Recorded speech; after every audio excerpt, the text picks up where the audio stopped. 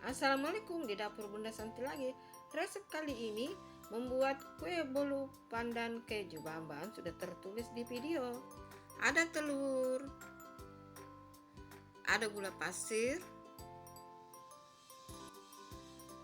ada baking powder, ada SP, ada susu kental manis, ada tepung terigu, ada keju oles, ada margarin yang sudah dilelehkan.